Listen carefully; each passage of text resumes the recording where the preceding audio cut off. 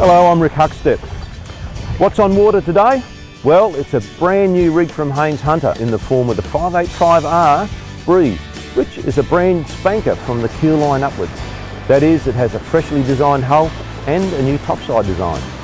As you can see, Haines Hunter have gone down the line of maximum cockpit space for family outings and serious sports fishers. And to do this, in a 5.8 metre boat, they have kept the cabin size reasonably compact. I'm 175 centimetres in height and my head is just touching the roof, but there's still enough room for people to have a camp in here, especially with an infill in this leg well. The kids will have a great retreat here too when having a day out on the water. There's plenty of side pocket space in this cabin, and also we've got good storage areas underneath these berths.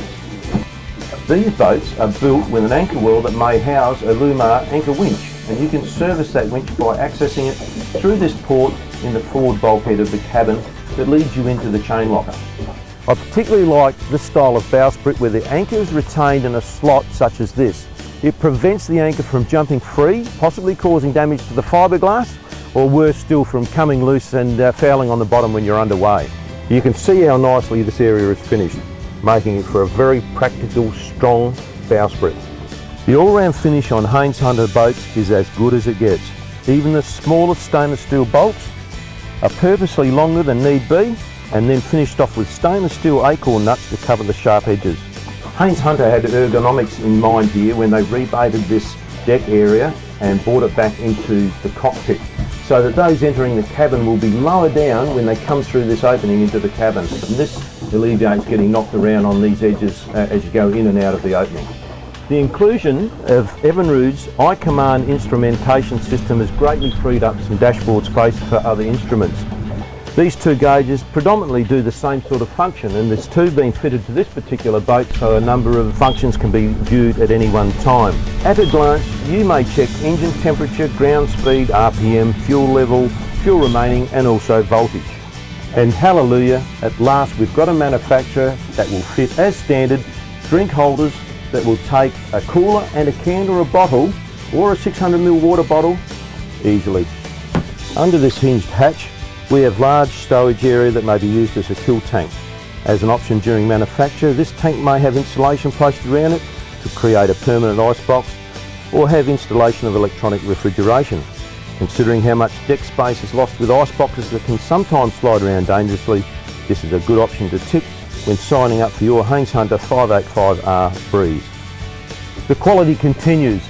We've got really strong, high quality stainless steel targa, on which we've got 6 rod holders, and also we've got a very taut bimini cover that's already supplied with the zips, so clears can be added later, or you can order them at the point of manufacture. The cockpit sports wide 2-tiered side pockets and a live bait tank at the back and the transom bulkhead.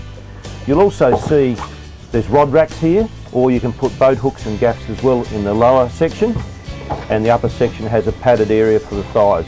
The live bait tank is quite large. It has a nylon type lid that can be used as a cutting board if need be, and also it has a tray in which you can place baits to keep them out of the water to prevent them going soggy. This bait rigging station is really practical. It has a couple of rod holders at the back.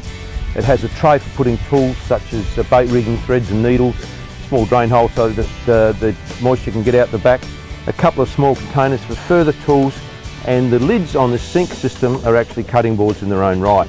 And it has a drain that exits and ducts all the rubbish, fish and bits and pieces out into the engine well and then out to sea.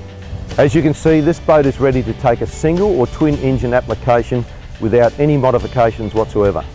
With the economy you'll get from this engine, the 210 litres of fuel under the deck will get you to some out-wide fishing grounds, and quickly so. As tested with Evinrude's 150 horsepower E-Tech, this is a punchy machine, and if you optioned up to the maximum 200 horsepower, you'd better have some wings.